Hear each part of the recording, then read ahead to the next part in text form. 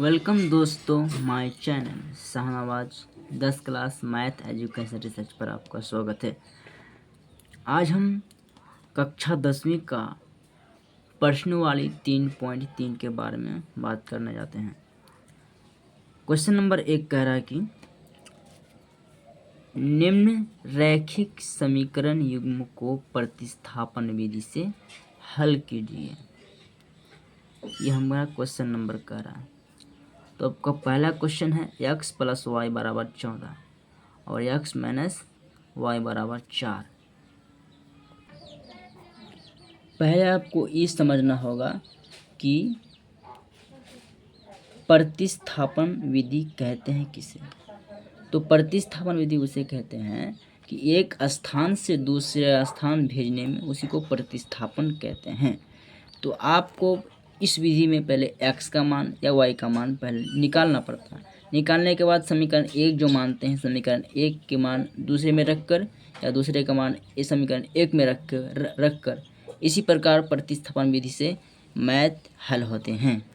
अब आपको क्वेश्चन पर गौर करना पड़ेगा। x + y = 14 और x - y = 4। तो आपको लिख लेना है x + y = 14 लिख लेने के बाद और इसको समीकरण 1 मान लीजिए, समीकरण 1 मान लिए। और अगला क्वेश्चन x - y =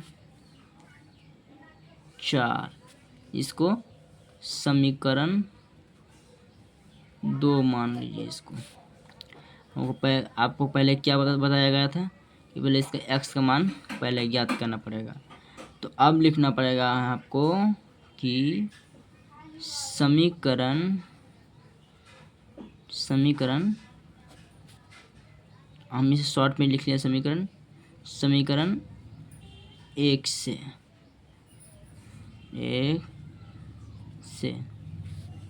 तो समीकरण आपका भैया ई हुआ है। ई समीकरण 1 यहाँ लिखना पड़ेगा आपको।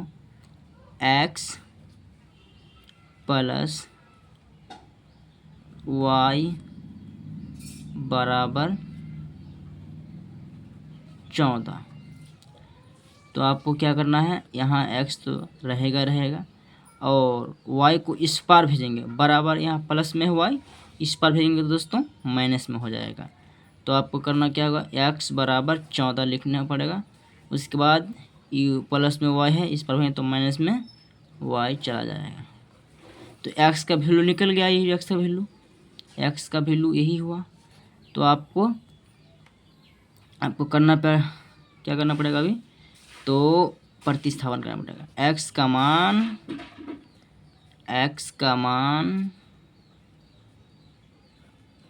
मान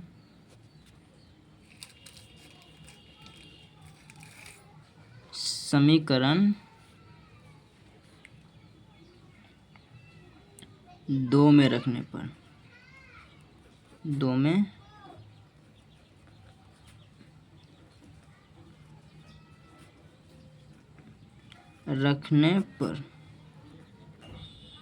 समीकरण 2 में रखने पर तो भाई दोस्तों यहाँ x - y = 4 ये समीकरण 2 हुआ। तो आपको करना क्या पड़ेगा, यहाँ समीकरण 2 पहले लिखना पड़ेगा। तो x - y = 4, तो x का मान ऑटोमेटिक निकल गया था, तो x के जगह पे उसका मान बैठाना पड़ेगा। इसी की तो प्रतिस्थापन विधि कहते हैं।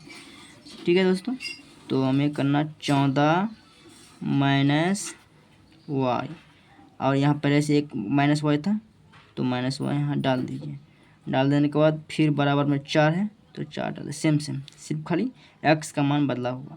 ठीक है दोस्तों, और यहाँ तो 14 लिख दीजिए। यहाँ 2 ठो माइनस में y हो गया तो -2y हो गया। ठीक है दोस्तों, और बराबर 4। तो -2y को यहाँ रहने दीजिए। उसके बाद बराबर 4 है, ये प्लस में 14 है, इस पार भेजेंगे तो माइनस में 14 हो जाएगा, तो -2y। उसके बाद यहाँ 14 है, माइनस में 14 है, तो यहाँ प्लस में 4 है, माइनस प्लस हो गया, माइनस में 10 हो जाएगा, तो यहाँ माइनस माइनस खलास। उसके बाद 2 एकम 2, 2 पंचे 10 कट गया है, तो आपका y का मान निकल गया। y बराबर कितना हुआ? 5। तो फिर आपको यहाँ प्रतिस्थापन करना पड़ेगा। अब यहाँ कहना होगा कि y का मान समीकरण, पहले बार हम समीकरण 2 में रखे थे, इस बार 1 में रखेंगे। समीकरण 1 में रखने पर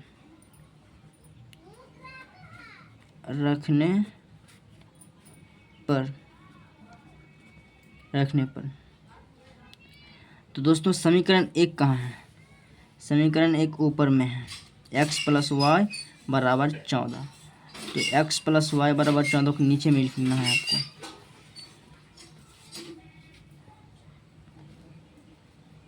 x +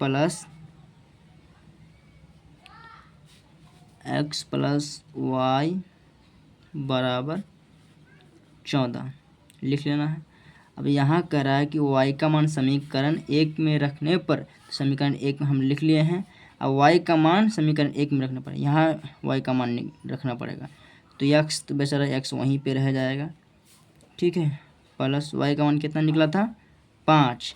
तो यहाँ आपको 5 लिखना है, बराबर 14 है, तो 14 लिख दीजिएगा।